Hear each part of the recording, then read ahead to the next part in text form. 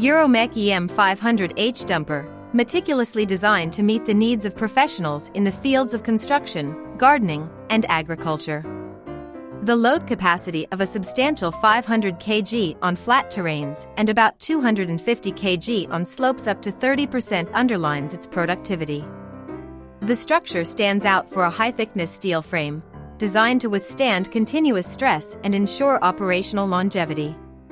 Concurrently, the tilting track promises adherence and stability, even on inclined surfaces or uneven terrains.